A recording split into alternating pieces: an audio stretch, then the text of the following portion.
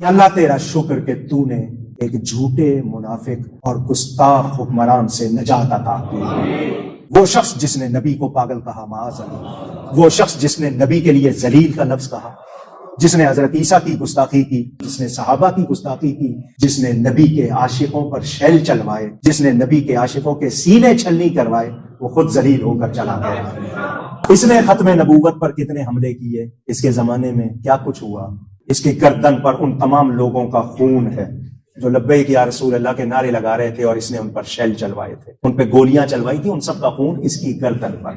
اسلامی جمہوریہ پاکستان، اس وطن میں ایک تو ہے ملکی حکمران جو بدلتے رہتے ہیں، مگر اس ملک کے روحانی تاجدار، اصل بادشاہ میرے داتا صاحب رحمت اللہ تعالی علیہ حضرت سیدنا علی بن عثمان حجویری المعروف سیدنا داتا گنج بخش رضی اللہ تعالیٰ عنہ، میرے سیدنا غوث پاک رضی اللہ تعالیٰ عنہ کی ولادت 470 یا 471 بیان کی گئی ہے، اور داتا صاحب کا وصال 465 میں، یعنی سیدنا غوث پاک سے 5 سال پہلے۔ اور میں نے یہ بات بزرگوں سے سنی کہ سیدنا غوث پاک رضی اللہ تعالیٰ عنہ فرماتے تھے داتا صاحب میرے ظاہری زمانے میں ہوتے تو میں ان کا مرید ہوتا۔ حضرت سیدنا خواجہ معین الدین حسن چشتی اجمیری سرکار غریب نواز رضی اللہ تعالیٰ عنہ، وہ تشریف لاتے ہیں داتا صاحب کے دربار پر اور چلا کش ہوتے ہیں۔ ہمیں تو قدر ہی نہیں، کتنی بڑی ہستی کہ حضرت خواجہ صاحب فرمائیں گنج بخش فیض عالم مظہر نور خدا ناقصاں را پیر کامل کاملاں را رہنما، وہ حضرت داتا گنج بخش علم کے لحاظ سے کتنی بڑی ہستی۔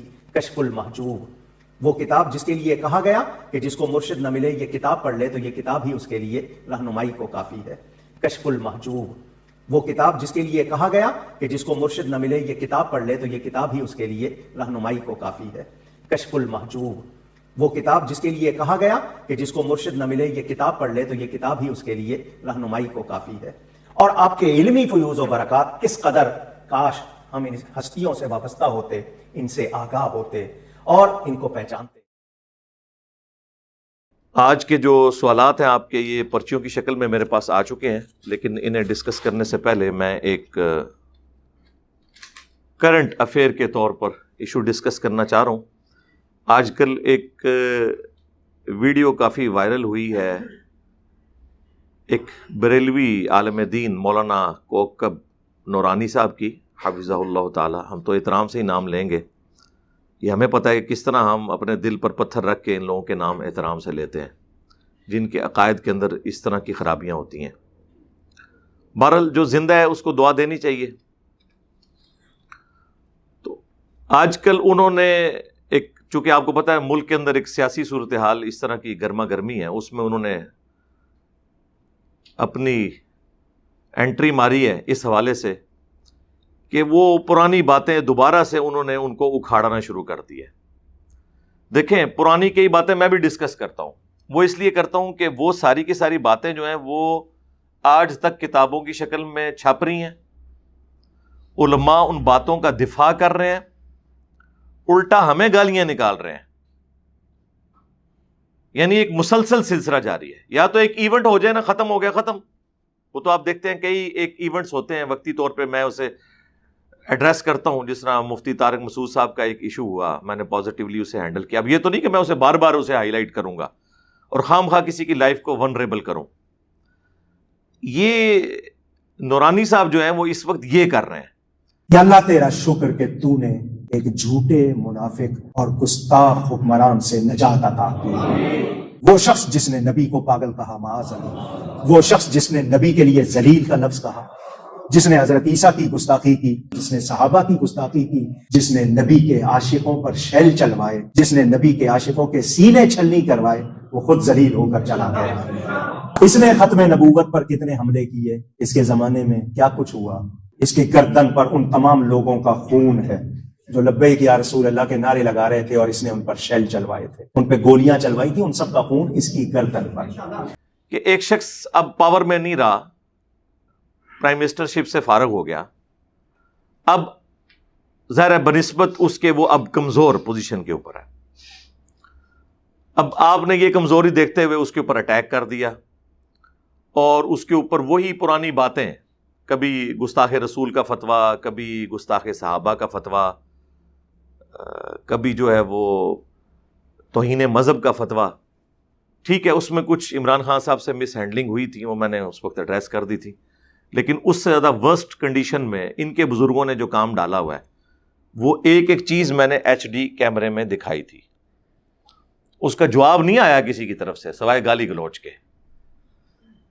اب میں وہ ساری باتیں دوبارہ میں ریپیٹ کر کے پھر دوبارہ سے ان گڑے مردوں کو اکھاڑنا نہیں چاہتا، ورنہ پھر ایک اور بحث شروع ہو جائے گی۔ میں اسے ویل لیفٹ کرتا ہوں، جسے شوق ہے تو وہ میری ویڈیو اس حوالے سے جتنی ویڈیوز ریکارڈڈ ہیں وہ انشاءاللہ ہم اس کے ڈسکرپشن کے اندر ڈال دیں گے اور کامنٹس میں ڈال کے پن بھی کر دیں گے، وہ آپ پرانی ویڈیوز دیکھ سکتے ہیں۔ ہم اسے ویل لیفٹ کرتے ہیں، ہم وہی کام نہیں کرتے کہ دوبارہ پہلے ان چیزوں کا نام لیں اور پھر ان کے جواب دینا شروع کرتے ہیں۔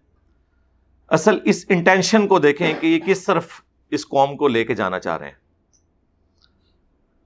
ان ساری چیزوں کی بنیاد کے اوپر کسی شخص کے اوپر بار بار ان چیزوں کو فتوے لگا کے ہائی لائٹ کرنا اس کی زندگی کو مشکل بنانے کے مترادف ہے، ونریبل کرنے کی مترادف ہے، اور اسلام میں اس چیز کی اجازت نہیں کہ آپ اس طرح کی لکیر پیٹ کے کسی کے ساتھ اس طرح کی دشمنی نبھائیں۔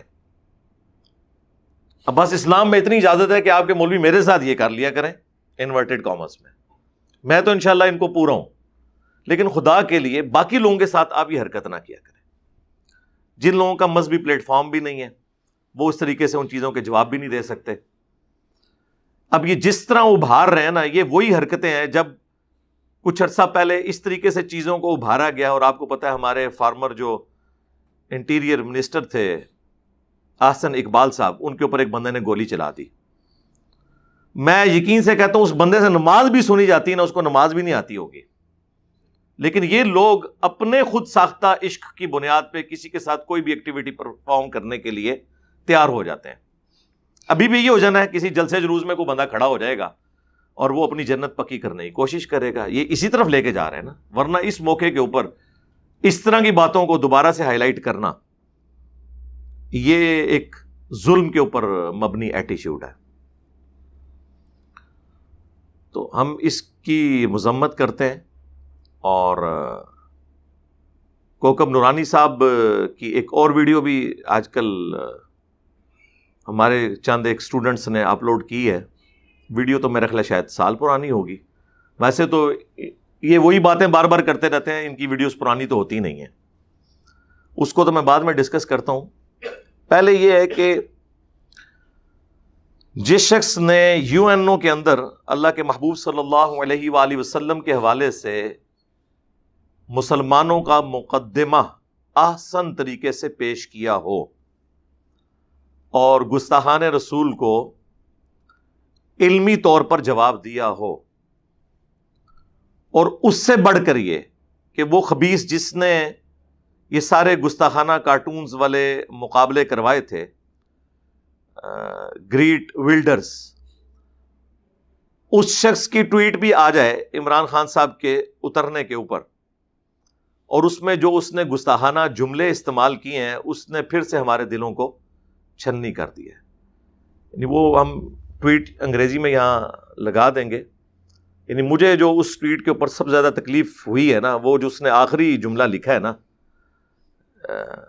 عمران خان صاحب کے بارے میں، کہ یہ نعوذ باللہ اتنا ہی ڈینجرس ہے جتنا کہ، یعنی اس نے نبی الاسلام کی طرف اشارہ کیا، نعوذ باللہ۔ چلیں یہ عمران خان صاحب کے لیے تو ایک ٹائٹل کی چیز ہو سکتی ہے، لیکن ہمارے لیے ایک تکلیف دہ چیز ہے کہ جس شخصیت نے انسانیت کو غلامی سے نجات دی، عورتوں کو بیسک ہیومن رائٹس سے جو محروم کیا گیا تھا وہ ان کو دلوائے، اور اس نے مذہب کی تفریق سے بالا تر ہو کر انسانیت کی بات کی، توحید پہ کوئی کمپرومائز نہیں کیا، وہ ایک الگ چیز ہے۔ اس شخصیت کے بارے میں یہ کہنا کہ وہ نعوذ باللہ انسانیت کے لیے ڈینجرس ہیں، بغیر اس کے کہ نہ تم نے قرآن پڑھا، نہ تم نے نبی الاسلام کے فرامین پڑھے، یا تو علمی طریقے سے اپنا مقدمہ پیش کرو، ہم جواب دینے کے لیے تیار ہیں۔ اس طرح تم ورڈکٹ دو گے تو پھر ظاہر ہے لوگوں کے دل دکھیں گے۔ اچھا، اب کیا یہ ٹویٹ کافی نہیں ہے کسی شخص کے عشق رسول کو یا محبت رسول کو جسٹیفائی کرنے کے لیے؟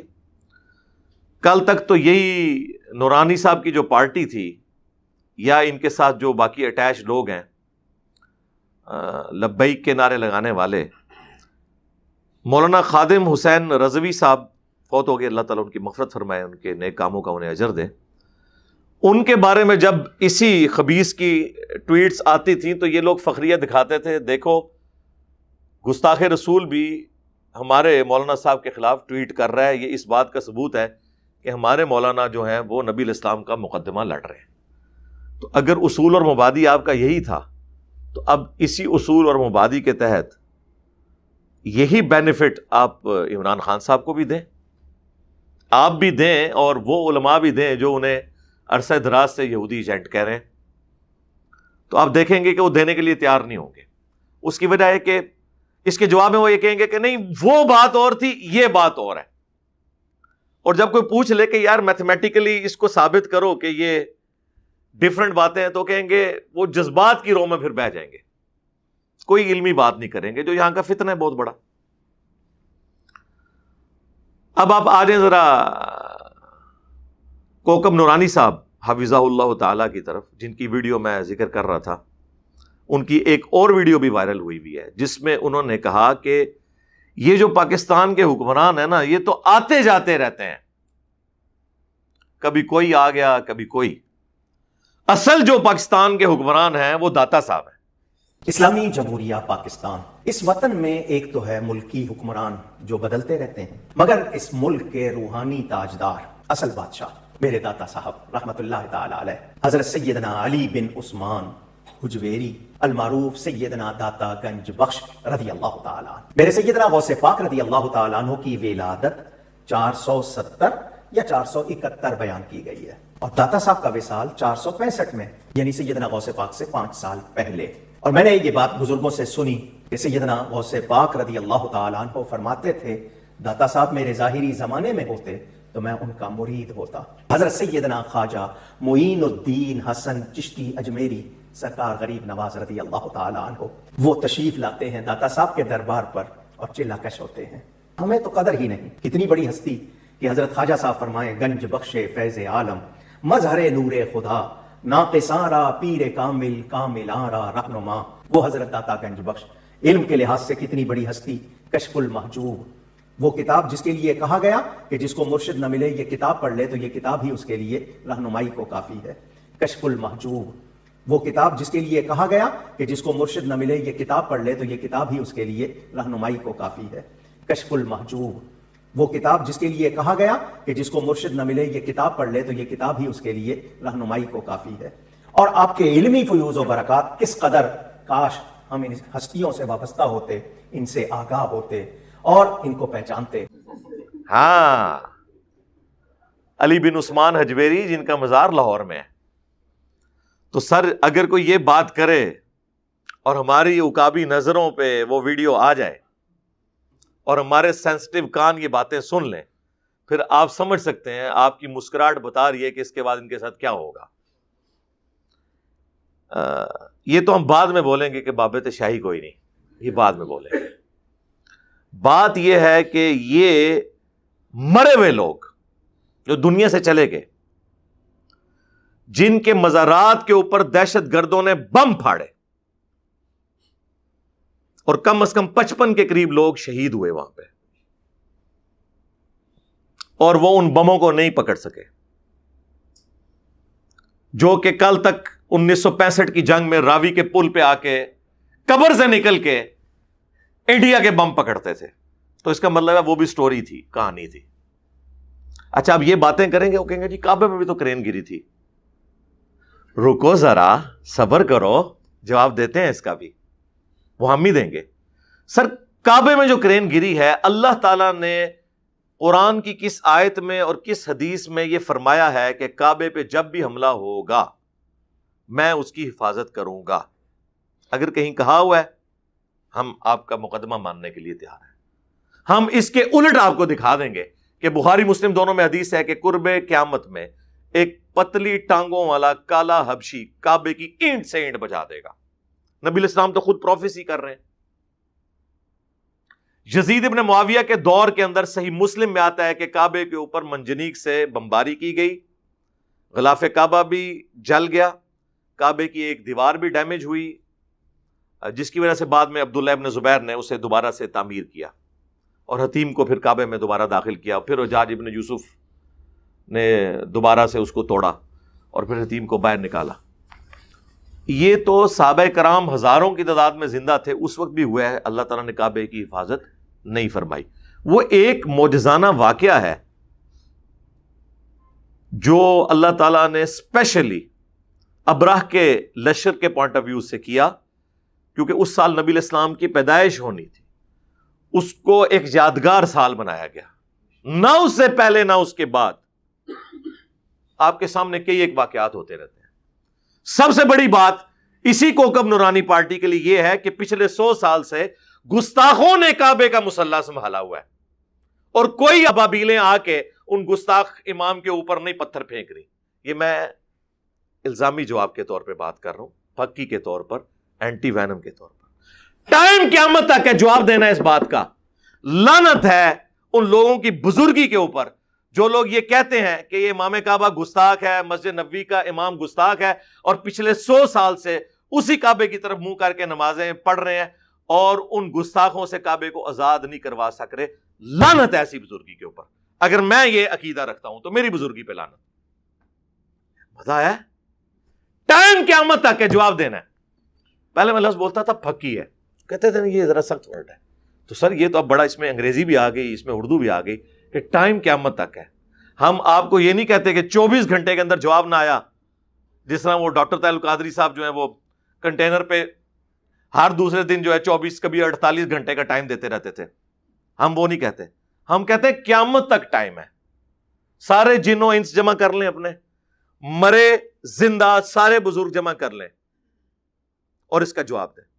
اور سر اگر پھر جواب نہ آئے، پھر ہم یہ کہنے میں حق بجانب ہے کہ بابت شاہی کوئی نہیں، جواب ہی نہیں دے سکے، اس وقت کہیں گے، ابھی نہیں کہہ رہے ہم، اس وقت کہیں گے۔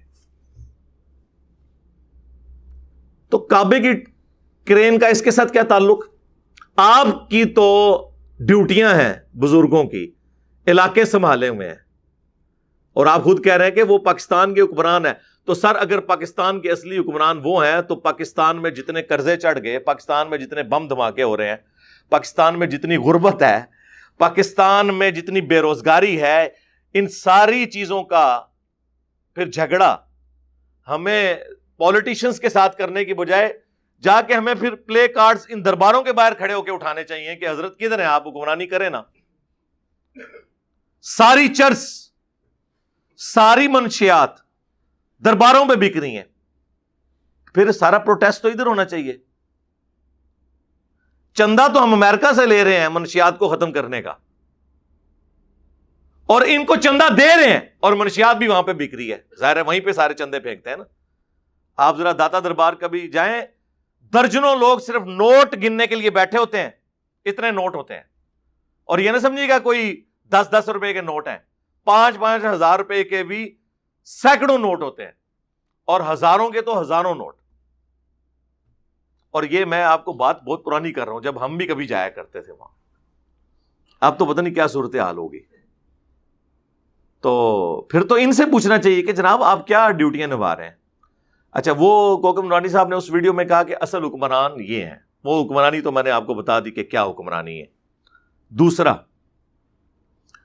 انہوں نے اس ویڈیو میں کہا کہ یہ 465 ہجری میں فوت ہوئے، اور شیخ عبد القادر جیلانی جو ہیں وہ 571 ہجری میں فوت ہوئے، 561 ہجری میں، اور 471 میں پیدا ہوئے، یعنی علی بن عثمان حجویری کی وفات کے 5 سال کے بعد شیخ عبد القادر جیلانی پیدا ہوئے ہیں۔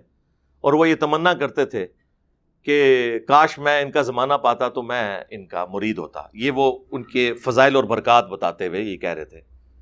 اور پھر انہوں نے کہا کہ اگر کسی کا کوئی پیر نہ ہو تو وہ کشف المحجوب پڑھ لے، یہ بھی انہوں نے اس میں فرمایا، جو ان کی کتاب ہے، جو ان کی طرف منسوب ہے۔ ہم 1 ٹن حسن ظن رکھتے ہیں کہ علی بن عثمان حجویری المعروف داتا صاحب نے یہ کتاب نہیں لکھی ہوگی، لیکن ماننے والے تو چونکہ چھاپ رہے ہیں، صدیوں سے چھاپ رہے ہیں، کسی بزرگ کو علم غیب کے طور پہ نہیں پتا چلا کہ اس کے اندر نبی علیہ السلام کی کیا کیا گستاخیاں لکھی ہیں، اور علماء کی سرپرستی میں یہ چھپ رہی ہیں کتابیں۔ پیر کرم شاہ صاحب الازہری جو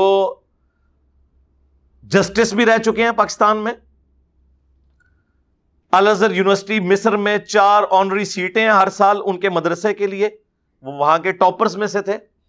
اتنے بڑے عالم دین جنہوں نے ضیاء القرآن، قرآن کی تفسیر لکھی، اس کے اندر انہوں نے سورۃ الاحزاب کی تفسیر میں لکھا کہ غیر مسلموں نے اسلام کو بدنام کرنے کی خاطر ہماری کتابوں میں اس طرح کے گستاخانہ واقعات داخل کر دیے ہیں، اور اس میں انہوں نے جس واقعے کی طرف اشارہ کیا وہ واقعہ کشف المحجوب میں لکھا ہوا ہے، لیکن کشف المحجوب انہی کی سرپرستی میں چھپی، انہی کے ضیاء القرآن پبلیکیشن نے چھاپی، اور اس میں مقدمہ بھی پیر کرم شاہ صاحب نے لکھا کئی صفات کے اوپر کہ ایسی کتاب کوئی نہیں ہے، اور جس کا کوئی پیر نہ ہو یہ کتاب پڑھ لے۔ ان کو تو یہ پتہ ہی نہیں تھا کہ کتاب کو ہمارے جیسے پڑھے لکھے لوگ بھی پڑھ لیں گے، اور جن واقعات کو وہ گستاخانہ کہہ رہے ہیں اپنی تفسیر میں، وہ واقعات اس میں موجود ہیں۔ اس کے 2 ہی رزلٹ ہیں، یا تو پیر کرم شاہ صاحب نے خود بھی وہ کتاب نہیں پڑھی تھی، تو اگر خود نہیں پڑھی ہے تو شرم کا مقام ہے کہ جو چیز تم نے خود نہیں پڑھی ہے وہ لوگوں کو سجیسٹ کر رہے ہو، اور دوسرا یا وہ کتاب انہوں نے پڑھی ہے اور منافقت کی ہے کہ اس کتاب کی غلطیاں ہائی لائٹ نہیں کی ہیں صرف اپنے پبلک کے ڈر کی وجہ سے۔ تیسری کوئی اور پاسبلٹی ہو سکتی ہے تو آپ بتا دیں، ٹائم قیامت تک ہے، کوئی اور پاسبلٹی بتائیں۔ ہم تو انجینئرنگ کرتے ہیں نا، ظاہر ہے یہ تو میں تو میکینیکل انجینئر ہوں، ہر چیز میتھمیٹیکلی دیکھتا ہوں۔ تو واقعہ اس میں لکھا ہے صحو اور شکر کے چیپٹر میں، جنید بغدادی کا صحو اور بازید بستامی کا شکر۔ صحو کہتے ہیں عربی میں سواد والا جو صحو ہے، جان بوجھ کر کوئی کام کرنا۔ ایک سین والا صحو ہے وہ ہوتا ہے بھول کر، جو سجدہ صاحب بھی ہے۔ سواد والا صحو کہ بندہ ہوش میں ہو پھر بھی کوئی غلطی کر بیٹھے، اور ہے شکر دوسری ٹرمنالوجی، وہ ہوتا ہے کہ انسان کو اپنی ہوش نہ ہو اور وہ کوئی ایکٹیویٹی پرفارم کر بیٹھے۔ تو بتا رہے ہیں کہ تصوف میں جو صحو کا سکول آف تھاٹ ہے نا، وہ جنیدی سلسلے میں ہے، جس میں خود علی بن عثمان حجویری صاحب بھی ہیں، جنید بغدادی کی طرف منسوب ہے۔ اور شکر کا جو سکول آف تھاٹ ہے یہ بازید بستامی کی طرف منسوب ہے۔ پھر وہ دونوں کو جسٹیفائی کرتے ہیں، اور دونوں کو جسٹیفائی کرنے کے لیے تورات جو کہ ٹیمپرڈ فارم میں ہے اس کا ریفرنس کوٹ کرتے ہیں کہ داؤد علیہ السلام کی بھی نگاہ ایک دفعہ اپنی ایک صحابی کی بیوی پہ پڑی، جس صحابی کا نام اوریا تھا، یہ اوریا مقبول جان والا اوریا۔ اور وہ تو بڑا بےہودہ واقعہ ہے کہ وہ چھت پہ نہا رہی تھی، حضرت داؤد نے دیکھ لیا، ان کو پسند آ گئی، نعوذ باللہ، پھر انہوں نے اس کو جنگ میں آگے بھیجا تاکہ وہ قتل ہو جائے اور میں اس کی عورت سے شادی کر لوں۔ یہ پورا واقعہ انہوں نے کوٹ کیا اور کہا اسی وجہ سے تو حضرت داؤد معافیاں مانگتے تھے، قرآن میں آیا اس واقعے کی وجہ سے، اور اس واقعے کو کوٹ کیا۔ اپنا بابا جنید بغدادی بچانے کی خاطر حضرت داؤد علیہ السلام کو تختہ مشق بنا دیا، ایک جعلی واقعہ، اور اس سے رزلٹ نکالا، صرف کوٹ نہیں کیا، کوٹ تو تفسیر تبری میں بھی ہوا ہے، لیکن یہ انہوں نے اس سے رزلٹ نکالا، نعوذ باللہ من ذالک، اور کہا کہ ان پہ گرفت اس لیے ہوئی تھی، جنید بغدادی کا وہاں سے صاف ثابت ہوتا ہے۔ شکر کے لیے انہوں نے کہا کہ ہمارے نبی کی نظر بھی تو ایک دفعہ پڑ گئی تھی، نعوذ باللہ، اپنے صحابی زید ابن حارثہ کی بیوی پہ، اور وہ انہیں پسند آئی اور زید کے دل میں اللہ نے نفرت ڈال دی۔ یہ ایک پورا واقعہ ہے جسے انہوں نے اشارتاً ذکر کیا ہے۔ ظاہر اب وہ کہتے ہیں ایک ایک لفظ دکھائیں، لفظ تو نہیں دکھایا جاتا، بس وہ انہوں نے لکھا ہے کہ نظر ہمارے نبی کی جب نظر پڑی تو وہ زید پر حرام ہو گئی، تو یہ اسی واقعے کی طرف اشارہ ہے۔ تو اس سے انہوں نے کہا کہ نبی علیہ السلام پہ گرفت اس لیے نہیں کہ وہ حالت سکر میں تھے، اور بازید بستامی جو ہیں وہ سکر کے سکول آف تھاٹ کو فالو کرتے ہیں، یعنی بابا بازید کو بچانے کے لیے انہوں نے اس شخص کو تختہ مشق بنایا جس کی قبر مدینے میں صلی اللہ علیہ وآلہ وسلم۔ یہ ہے جناب کشف المحجوب شریف، آپ کے جو اصل حکمران ہیں ان کی لکھی ہوئی اصلی کتاب بقول ان کے، اور ان کے سارے اصلی بزرگ پچھلے 1000 سال سے اس کتاب کی یہ چیزیں ہائی لائٹ نہیں کر سکے. ان کا سارا کشف علم غیب بھی فارغ، اور پرنٹ کرتے رہے. یعنی وہ اعلیٰ حضرت والی بات کہ اس کتاب کو پڑھنے والے کافر، پڑھانے والے کافر، ترجمہ کرنے والے کافر، اس کا درس دینے والے کافر، اس کی ترغیب دلانے والے کافر، اور ان کے کفر میں شک کرنے والے بھی کافر. یہ آخری جملہ ہوتا ہے یہ جناب اس کے اندر لکھا ہوا ہے. اس شخص کے بارے میں جس کے بارے میں قرآن میں ہے ما ضل صاحبکم وما غوا، تمہارے نبی نہ کبھی بہکے ہیں نہ کبھی بے راہ چلے ہیں. اور بخاری اور مسلم دونوں میں حدیث ہے کہ نبی علیہ السلام میں کنواری لڑکیوں سے زیادہ شرم و حیا تھی. آپ علیہ السلام کو جب کوئی چیز ناگوار گزرتی تو آپ کے چہرے مبارک پہ اس کے آثار آ جاتے تھے. اتنی شرم و حیا تھی کہ آپ کے چہرے سے صحابہ اندازہ لگا لیتے تھے آپ کو یہ بات بری لگی ہے. اپنے ایکسپریشنز کو بھی حضور کنٹرول نہیں کر سکتے تھے اتنے. اور یہ جو بالکل سادہ لو انسان ہوتا ہے نا، صاف ستھرا، یہ اس کی نشانی ہوتی ہے. تو جس میں کنواری لڑکیوں سے زیادہ شرم و حیا ہو اس کے بارے میں یہ بات کرنا. پھر ان کے کچھ کمزور گول کیپرز نکلے تاکہ مزید بزرگوں کی انورٹڈ کاما میں عزت افزائی کروائیں. انہوں نے کہا نہیں جی، اس طرح کی گستاخی تو مسلم شریف میں بھی لکھی ہوئی ہے. اچھا جی، اب وہ مسلم شریف میں کیا لکھا ہوا ہے اس کا اس سے کوئی لینا دینا بنتا ہے؟ اس پہ ہم وہی ایک پہلے تو شعر پڑھیں گے ان کی سنت پہ عمل کرتے ہوئے. جس دا لوکی کلمہ پڑھ دے او محمد اور تے میاں محمد بخش اور. محمد تو نام دونوں کے ہی ہیں. تو اب ہم علمی جواب بھی دیتے ہیں. وہ صحیح مسلم میں حدیث ہے کہ نبی علیہ السلام کے سامنے سے چند عورتیں گزری تو آپ کی نگاہ اچانک پڑ گئی. آپ علیہ السلام نے نگاہ ہٹا لی. جو صحیح مسلم میں حدیث ہے کہ مجھے میرے رب نے حکم دیا کہ اچانک جب نگاہ پڑ جائے غیر محرم پہ تو میں ہٹا لوں. تو ظاہر ہے یہ تو کسی کے ساتھ بھی ہو سکتا ہے. نبی علیہ السلام اپنے گھر میں اندر تشریف لے گئے، اپنی زوجہ محترمہ کے ساتھ ازدواجی تعلق قائم کیا. اس کے بعد باہر صحابہ میں تشریف لائے اور فرمایا کہ جب کبھی بھی تمہاری اس طرح نظر پڑ جائے تم اپنی بیوی کے پاس جاؤ، اس کے پاس بھی وہی چیز اللہ نے رکھی ہے جو کسی اور عورت کے پاس ہے. کتنی صاف ستھری، نظروں کی حفاظت کروانے والی، اپنی حیا کی حفاظت کروانے والی تعلیمات ہیں یہ. اس سے وہ بابا جی کو بچا رہے ہیں. زید ابن حارثہ کی بیوی والا جو واقعہ، یہ واقعہ ایگزیکٹلی تب ویسا ہونا تھا جب یوں ہوتا نعوذ باللہ صحیح مسلم میں کہ جس عورت پہ حضور کی نگاہ پڑی، جیسے ہی وہ اپنے گھر پہنچی اس کے خاوند کے دل میں اللہ نے اس عورت کی نفرت ڈال دی اور وہ عورت واپس آئی اور حضور سے نکاح کر لیا. کشف المحجوب میں یہ بکواسیات لکھی ہوئی ہیں زید ابن حارثہ کی بیوی کے بارے میں. اب مجھے بتائیں ان دونوں واقعات کا کوئی لینا دینا ہے؟ اس سے اندازہ لگائیں یہ بابوں کے پیچھے نبی علیہ السلام کو بھی تختہ مشق بنا دیتے ہیں، ان کی احادیث کو بھی. تو سر عصیدہ شاہی کوئی نہیں. میرے بھی کلپس کے ساتھ یہی کرتے ہیں یہ کہ چھوٹی سی بات ایسی کاٹتے ہیں اور اس کو ایسا رنگ دیتے ہیں کہ یہ بھی ویسے ہی ہے جیسا کہ وہ ہے. جب تک میتھمیٹیکلی دونوں سٹیٹمنٹس برابر نہیں ہوں گی، ایک چھوٹا سا بھی اگر فرق آ جائے ایگزیکٹ ایگزامپل نہیں بنتی. وہ نکاح اور زنا میں صرف ایجاب و قبول کا فرق ہے، حق مہر کے عوض، باقی سب کچھ ایک ہے. لیکن وہ ایک چیز کو حلال کر دیتا دوسرے کو حرام. اس طرح نہیں مثالیں پیش کی جاتی. اسی کشف المحجوب میں لکھا ہوا ہے، جو ایک بہت بڑا ایک ہمارے لیے تو ایک سینسٹیو ایشو ہے، حیات النبی کا مسئلہ، نبی علیہ السلام کی برزخی حیات اور پھر نبی علیہ السلام کا قبر مبارک میں جسم کا سلامت ہونا. کشف المحجوب میں لکھا ہے امام حنیفہ والے چیپٹر کے اندر، اپنے زوم میں تو انہوں نے امام حنیفہ کی یہ شان بیان کی ہے کہ امام حنیفہ نے ایک دفعہ نعوذ باللہ خواب دیکھا کہ نبی علیہ السلام کی قبر مبارک میں اتر کے آپ کی ہڈیاں جمع کر رہے ہیں. اردو ترجمہ لکھا ہے استخوان مبارک، یعنی ڈھانچے کے لیے ڈھانچہ بھی لفظ نہیں استعمال کیا، اتنی شستہ اردو، ہڈیاں جمع کر رہے ہیں. گھبرا کے اٹھے, اپنے دوست ابن سیرین سے جا کے پوچھا تو انہوں نے کہا کہ اس میں تو بڑی خوشخبری ہے, آپ نبی الاسلام کی سنتوں کو جمع کریں گے.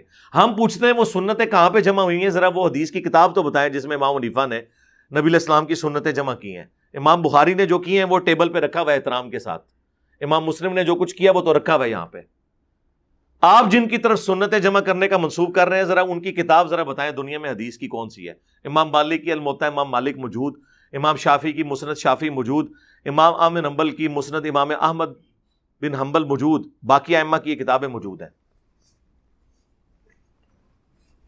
ایک چھوٹی سی پڑیا ہے مسند امام اعظم کے نام سے جو خود بھی ان کے علماء نہیں مانتے, اتنی سی. اچھا اب یہ واقعے میں مجھے بتائیں کیا کسی مسلمان بریلوی دیوبندی اہل حدیث شیعہ کا یہ عقیدہ ہے کہ نبی الاسلام کی قبر مبارک میں ان کی ہڈیاں ہیں اس طرح؟ نہیں جی, خواب کا واقعہ سر, خواب کا بھی واقعہ ہے. کیا اللہ تعالیٰ اپنے نبی کے حوالے سے اس طرح کے گستاخانہ خواب امت کو دکھائے گا کہ وہ اس طرح کے بےہودہ عقیدے رکھنا شروع کر دیں؟ خواب دکھانا تھا, وہ ہم خواب گھڑنے کا طریقہ بھی آپ کو بتا سکتے ہیں. اللہ کے فضل سے 31 سال ہم بھی بریلوی رہے ہیں. ہاں, ہم آپ کے بزرگوں سے بڑے بریلوی رہے ہیں. ہم آپ کو طریقہ بتاتے ہیں. آپ خواب یہ گھڑتے کہ امام حنیفہ نے خواب میں دیکھا کہ نبی الاسلام کے گھر میں داخل ہوئے ہیں یا روضہ شریف میں داخل ہوئے ہیں اور وہاں سے نبی الاسلام کے برتن, آپ کا عصا مبارک, آپ کا پیالہ مبارک, آپ کا کرتا مبارک اٹھایا ہے اور اس میں اشارہ تھا کہ وہ سنتوں کو جمع کریں گے. اور تبدیلی کر دیو ویسے اے پا دیو دے بچانا جے بابے نو تے. سنن ابی داؤد میں صحیح سند کے ساتھ یہ حدیث موجود ہے, سنن ابن ماجہ میں موجود, مشکات کے اندر موجود, اور امت کا اجماعی عقیدہ. نبی الاسلام نے فرمایا کہ سب سے افضل دن جمعے کا دن ہے, اس دن مجھ پر کثرت سے درود شریف پڑھو. اس دن آدم علیہ السلام پیدا ہوئے, اس دن فوت ہوئے, اسی دن قیامت قائم ہوگی. تم کثرت کے ساتھ اس دن مجھ پر درود پڑھو, بے شک تمہارا درود مجھ پر پیش کیا جائے گا. صحابہ نے عرض کیا اے اللہ کے نبی علیہ السلام, جب آپ مر جائیں گے اور مر کے مٹی ہو جائیں گے, آپ کی ہڈیاں مٹی میں گھل مل جائیں گی. سرکار یہ الفاظ ہیں, لیکن اس زمانے میں 295C نہیں لگتی تھی سوال کرنے کے اوپر. نبی علیہ السلام نے تسلی سے سنا اور پھر عقیدہ بتایا. یہ اس صحابی کے نام اعمال میں ثواب جا رہا ہے جنہوں نے یہ سوال کیا. ان اللہ حرم علی الارض ان تأکل اجساد الانبیاء, بے شک اللہ تعالیٰ نے حرام کر دیا ہے انبیاء کے لیے کہ مٹی ان کے جسموں کو کھائے. اندازہ کریں, یہ حدیث بتا رہی ہے کہ انبیاء کے جسم سلامت ہے. اکا دکا محدثین نے اس پہ کلام کیا لیکن ان کی کوئی حیثیت نہیں ہے.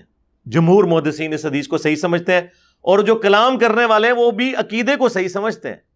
مثلا امام بخاری نے صحیح بخاری میں لکھا ہے کہ حضرت عمر کی شہادت کے آلموسٹ 65 ایئرز کے بعد حضرت عمر کا پاؤں حجرے کی دیوار گرنے کی وجہ سے قبر سے باہر نکل آیا تھا. یہ صحیح بخاری میں ہے, 1390 نمبر. اس عقیدے کو مانتے ہیں امام بخاری. المصنف ابن ابی شیبہ کے اندر موجود ہے کہ حضرت دانیال علیہ السلام کے تابوت کے بارے میں جب وہ نکلا تو حضرت عمر کے دور میں حضرت عمر کو بتایا گیا تو انہوں نے پھر ایک خط لکھوایا تھا کہ بے شک یہ اللہ کے پیغمبروں میں سے ایک پیغمبر ہے, ان کی لاش کو دفنا دو دوبارہ سے, اور اللہ تعالیٰ کی طرف سے پروٹوکول ہے کہ انبیاء کے جسموں کو نہ آگ کھاتی ہے, نہ کوئی کیڑا کھاتا ہے, اور نہ مٹی کھاتی ہے. اور کیڑے کے نہ کھانے کا ذکر تو قرآن حکیم میں بھی موجود ہے. حضرت سلیمان علیہ السلام کتنا عرصہ اس لاٹھی پہ کھڑے رہے, وہ لاٹھی کھا لی کیڑے نے, گوشت نہیں کھایا. اس عقیدے کی جڑ قرآن میں ہے. جو لوگ انکار کرتے ہیں نا حدیث کا, انہیں کہ قرآن میں جڑ موجود ہے کہ مرنے کے بعد انبیاء کی لاش کو پروٹوکول ملتا ہے. حضرت سلیمان علیہ السلام کی لاش مبارک کئی ہفتوں تک, ظاہر ہے وہ دیمک نے چاٹا تھا اس لاٹھی کو, تو اب یہ اب سائنس آپ کو بتائے گی کہ ایک اتنی موٹی لاٹھی کو چاٹنے کے لیے دیمک کو کتنا عرصہ چاہیے. تو کئی ہفتے مہینے بنتے ہیں, کیونکہ وہ ٹیمپل آف سلیمان تعمیر ہو رہا تھا. تو وہ اللہ تعالیٰ نے ان کے روب کے طور پہ حضرت سلیمان علیہ السلام کو یوں رکھا. تو یہ اس کی جڑ تو قرآن میں موجود ہے. اب مجھے بتائیں, یہ عقیدہ بتانا کہ ہڈیاں سمیٹ رہے ہیں، تو یہ گستاخی نہیں ہے؟ ٹائم قیامت تک جو جواب دینا ہے، نہیں تو اس کتاب ہی چکڑو. کیونکہ آپ کے تو دعوے ہیں نا کہ ہمارے بزرگوں نے قرآن و حدیث کا نچوڑ نکال کے، یہ تو نچوڑ کہتے ہیں اور میں یہ والا نچوڑ کہتا ہوں. اور سیم واقعہ تذکرۃ الاولیاء میں شیخ فرید الدین عطار نے بھی لکھا ہے، جس کے حوالے فیضان سنت میں دعوت اسلامی کی اور تبلیغی جماعت کے فضائل اعمال میں موجود ہے. یہ سب سے بڑا بابا، انٹرنیشنل بابا ہے نا اگر کوئی کہانیاں لکھنے والا بزرگوں کی، وہ فرید الدین عطار ہے. 627 ہجری میں فوت ہوئے ہیں. تذکرۃ الاولیاء کتاب لکھی عربی میں، پوری دنیا کے اندر، یہاں پہ بھی ترجمہ ہوا ہے اس کا. اور خود تاتاریوں نے اسے قتل کیا، خود تاتاریوں کے ہاتھوں قتل ہوئے، کوئی نگاہ نہیں مار سکے تاتاری. تو تاری تے جڑے بڑے بزرگ سن، تو انہوں پتا ہونا کہ کوئی شاید ٹھہر دی نہیں سی نا، وڈ کے پر مار دے سن. نہ بزرگ چھڑیا انہوں نے، نہ کوئی حکمران چھڑیا ساڈا، نہ سلطنت عباسیہ چھڑی. وہ تو پھر اللہ نے ان کا زور توڑا. تو یہ اس میں بھی تذکرۃ الاولیاء میں بھی سیم یہ واقعہ لکھا ہوا ہے، اور یہ دونوں چھاپ رہے ہیں. یہ ان لوگوں کی صورتحال ہے. تذکرۃ الاولیاء کا ذکر ہوا ہے تو ہم برکت کے طور پہ پھر عرض کر دیتے ہیں. یہ وہی تذکرۃ الاولیاء ہے جس میں کشف المحجوب میں بھی بہرحال اتنا حصہ موجود ہے بازید بستامی کے حوالے سے، کہ وہ کہتے تھے سبحانی سبحانی ما اعظم شأنی، میں پاک ہوں، میری شان کتنی بلند ہے.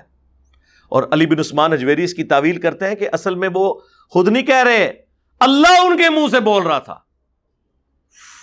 توبہ توبہ توبہ. یہ عقیدہ تو پیغمبر کے لیے بھی کوئی رکھے، ہم اسے بھی کافر سمجھتے ہیں. پیغمبر کے لیے بھی آیا ہے وَمَا يَنطِقُ عَنِ الْهَوَىٰ إِنْ هُوَ إِلَّا وَحْيٌ يُوحَىٰ. یہ پیغمبر اپنی خواہش نفس سے کچھ نہیں کہتے، یہ وہی کہتے ہیں جو اللہ انہیں وہی کرتا ہے. نبی علیہ السلام بھی وہی سے بولتے ہیں، نہ کہ اللہ ان کے منہ سے بولتا ہے.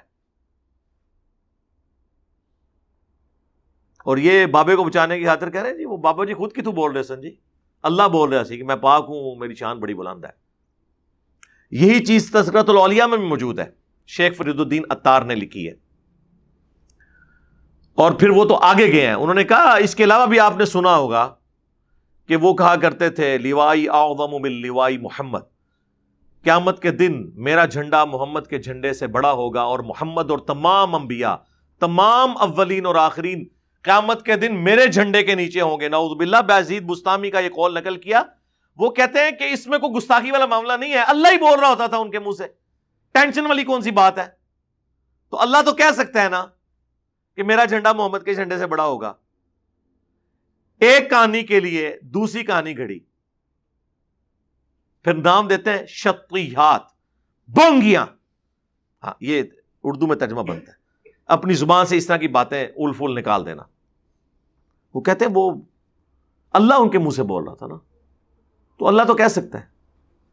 اچھا جی، تو اللہ کا کون سا جھنڈا ہے جو قیامت والے دن محمد کے جھنڈے سے الگ ہوگا؟ ذرا وہ ہمیں بتا دیں آپ.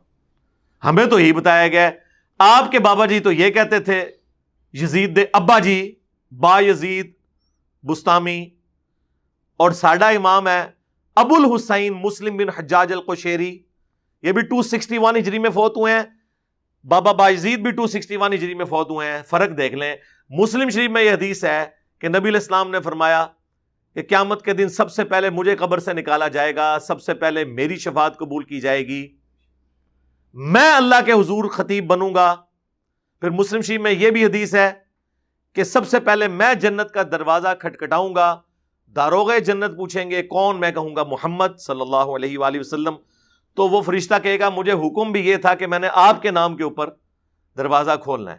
ہمارا امام ابو الحسین مسلم بن حجاج القشیری یہ کہہ رہا ہے، اور آپ کا امام ابو یزید تیفور بن عیسیٰ البستامی کیا کہہ رہے ہیں؟ اور دونوں 261 ہجری میں فوت ہوئے ہیں، ایک ہی زمانے میں، ایک ہی سن میں. یہ فرق ہے. تو پھر اس لیے تو ہم کہتے ہیں ان بابوں کو مانو جو کتابوں کو مانتے ہیں، اور جو بابے کتابوں کے دشمن ہیں ان کی کوئی عزت نہیں ہے. انجینئر صاحب بابوں کو نہیں مانتے، جی جی جی، ہم اسی طرح بابوں کو نہیں مانتے جس طرح آپ حضرت عیسیٰ کو نہیں مانتے. نہیں ہم تو حضرت عیسیٰ کو مانتے ہیں. تو خدا کا بیٹا کیوں نہیں مانتے؟ نہیں خدا کا بیٹا نہیں مانتے، پیغمبر مانتے ہیں۔ سر ہم بھی آپ کے بابوں کو وہ والا بابا نہیں مانتے، ہم بابوں کو مانتے ہیں لیکن ان والے بابوں کو، امام بخاری کو، امام مسلم کو۔ ٹائم قیامت تک جے جواب دینا جے۔ ہاں، پھر اسی کتاب میں لکھا ہے بازید بستامی کی معراج، اور وہ کہتے ہیں جس طرح نبیوں میں نبی علیہ السلام کو معراج ہوئی ہے، بابوں میں ان کو ہوئی ہے۔ سر چھڑنی ہے تو پھر جو مرضی چھڑو۔ کل تک یہی لوگ چھوڑتے تھے، بلکہ یہی کوکب نورانی صاحب اپنے ہر جمعے کے خطبے سے پہلے وہ پڑھتے ہیں شعر کہ جی جس طرح محمد صلی اللہ علیہ وآلہ وسلم کا مرتبہ جو ہے انبیاء میں ہے، شیخ عبد القادر جیلانی کا مرتبہ اولیاء میں ہے۔ تو پھر شیخ عبد القادر جیلانی کو معراج کیوں نہیں ہوئی؟ اس سے بڑھ کر اس معراج والے چیپٹر میں اور بازید بستامی کے چیپٹر کے اندر تذکرۃ الاولیاء میں لکھا ہوا ہے کہ جنید بغدادی فرماتے ہیں، یعنی علی بن عثمان حجویری کے بھی پردادا مرشد اور شیخ عبد القادر جیلانی کے لکڑ دادا مرشد، کہ بازید بستامی کا مرتبہ اولیاء اللہ میں ہماری جماعت میں ایسا ہے جس طرح کہ جبرائیل کا فرشتوں میں۔ تو وہ تو بازید بستامی کو ڈکلیئر کر کے گئے ہیں اولیاء کا سردار، کیونکہ فرشتوں کا سردار کون ہے؟ حضرت جبرائیل۔ تو یہ بازید بستامی سے ڈگری چھین کے عبد القادر جیلانی نے کب سے اس پہ قبضہ کیا تھا؟ ذرا وہ ہمیں سن بھی چاہیے۔ ٹائم قیامت تک جے جواب دینا جے، شڑول نہیں مارنی، علمی جواب دینا ہے۔ سر یہ باتیں کوئی اہل حدیث نہیں ان کے ساتھ کر سکتا، کوئی دنیا کا شیعہ نہیں کر سکتا، کوئی دنیا کا بڑے سے بڑا موحد نہیں کر سکتا۔ یہ صرف وہ کر سکتا ہے جس نے ان کے اندر وقت گزارا ہو، ایک ایک چیز ان کی پڑی ہوئی ہو، ورنہ تو یہ آپ کو چارتے رہیں گے۔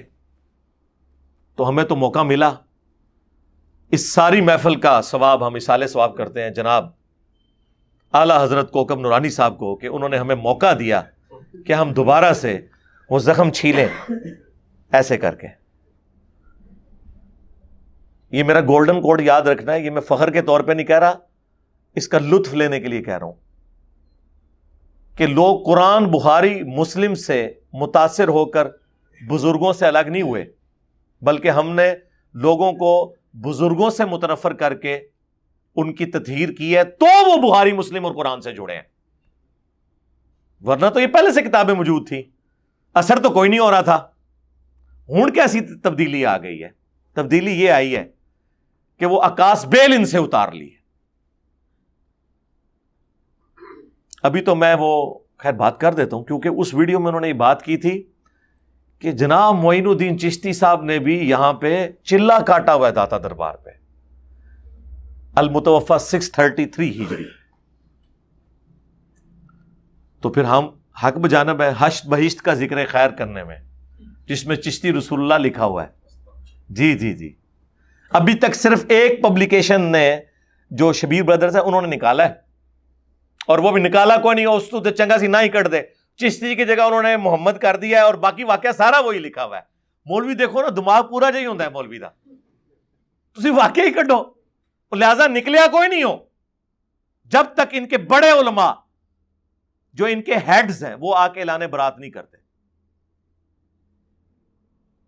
چھوٹے کسی کی بات نہیں مانی جائے گی، نہ کسی پبلیکیشن کے نکالنے سے کوئی مسئلہ ہوگا۔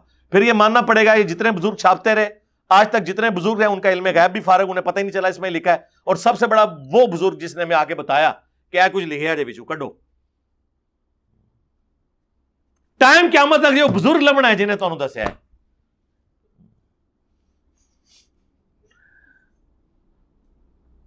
جی مرید ہونے آ گیا، ان کا جی تو کلمہ کیا پڑھتا ہے؟ لا الہ الا اللہ محمد رسول اللہ۔ ایک دفعہ تو پڑھ دے چشتی رسول اللہ، اس نے پڑھ دیا، اس کو نوازا، پھر اینڈ پہ کہا نہیں وہ میں نے تو ویسے پڑھوایا تھا، کلمہ وہی ہے۔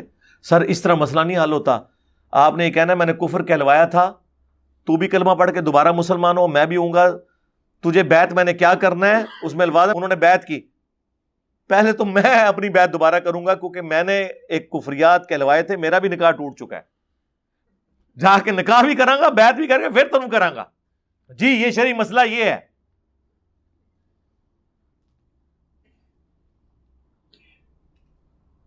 وہ جی خاص حالت میں تھے، وہ خادم رضوی صاحب والی بات ہے کہ جیڑا بھی خاص حالت ہی جاندا ہے نبی تے ہی پونکدا ہے، ہاں اینو ہلکا نہ جانو، جیڑا پونکدا جے نبی تے پونکدا جے۔ تو وہاں پہ تو واضح موجود ہے، بعد میں انہوں نے کوئی توبہ نہیں کی ہے. توبہ کا طریقہ یہ ہوتا ہے، کہتے ہیں نہیں جی دیکھیں وہ شتیات ہے، بزرگوں کی شتیات، بونگیاں، وہ جو مسلم شریف میں موجود ہے. ایتھے بھی مسلم واڑ لی انہوں نے.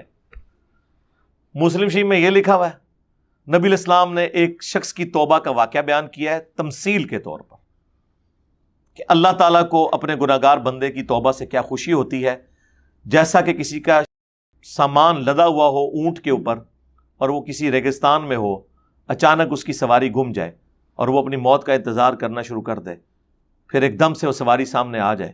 کیونکہ ریگستان میں سواری گمنے کا مطلب ہے کہ اب کئی میل تک آپ کے پاس کوئی پانی نہیں، کھانے پینے کی چیز نہیں.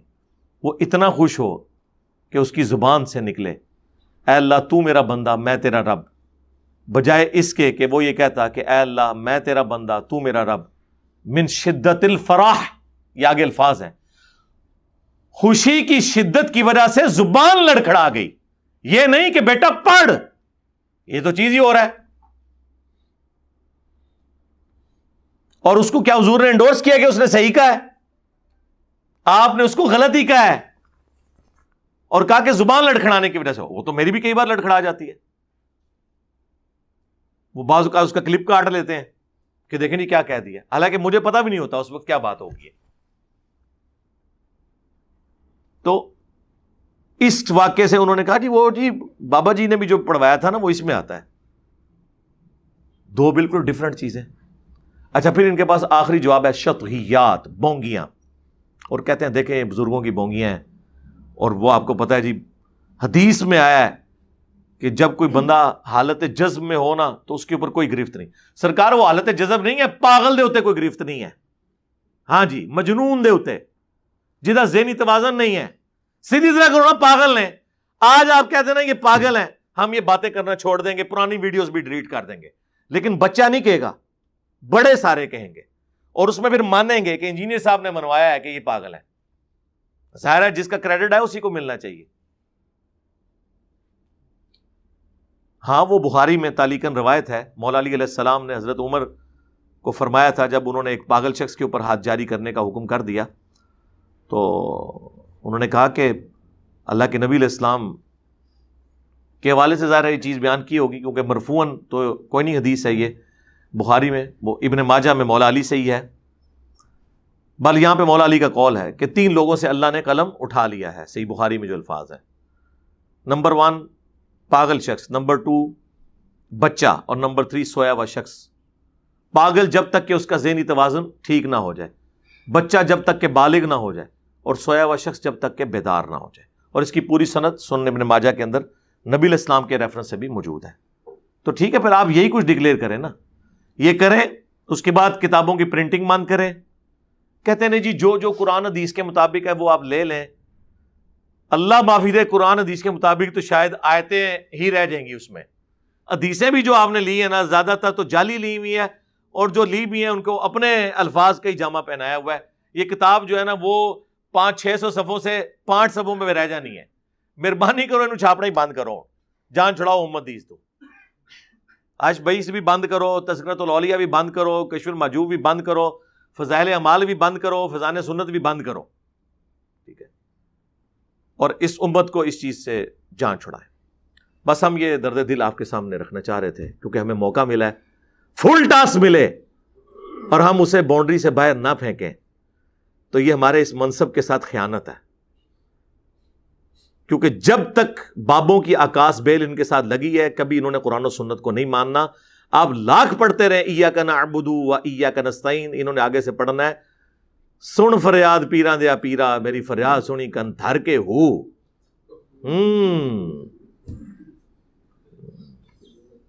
تو ہم یہ زخم چھیلتے رہیں گے، چاہے وہ چشتی رسول اللہ والا زخم ہو ان کا یا اشرف علی رسول اللہ والا. اکو پارٹیاں جے دوئے، یہ 2 برانڈ جے. ہاں انفی دیوبندی، انفی بریلوی. ہاں جی خواب میں پڑھا ہے، او سر پڑھو نا، آگے لکھا ہوا ہے بیداری میں بھی پڑھا ہے. او جی اس کی ہوش کوئی نہیں تھی. او سر اس کو تو ہم نے کچھ کہا ہی نہیں ہے، ہم نے تو بابے کو کہا ہے، بابی کو معاف کیا، بابے کو تو ہوش تھی. یہ جتنے مولوی کر رہے ہیں دفاع ان کو کہ تمہارے ناموں کا کلمہ اگر کوئی پڑھے تو تم اسے یہ کہو گے کہ بڑی تسلی تھی اس واقعے میں کہ تیرا پیر متبع سنت ہے، تم کہو گے وہ ماما کیوں مرمان لگا ہے منو، مامو پارٹی کیوں مرمان لگا ہے منو، آپ بھی کلمہ پڑھتے منو نہیں. آپ لوگ ایسا نہیں کریں گے. جن پولیٹیشنز کو یہ گالیاں دے رہے ہیں نا، ان کے ناموں کا بھی کوئی کلمہ پڑھے نا، وہ بھی یہ اس طرح کا اس کا جواب نہیں دیں گے.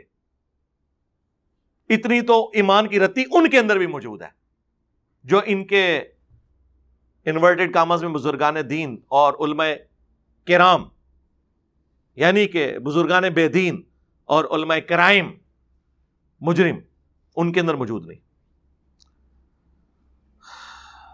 سبحانک اللہم و بحمدک اشہد ان لا الہ الا انت استغفرک و اتوب الیک. صلوا علی محمد و آل محمد. اللہم صلی علی محمد وعلی آل محمد واصحاب محمد و امت محمد اجمعین الی یوم الدین. آمین.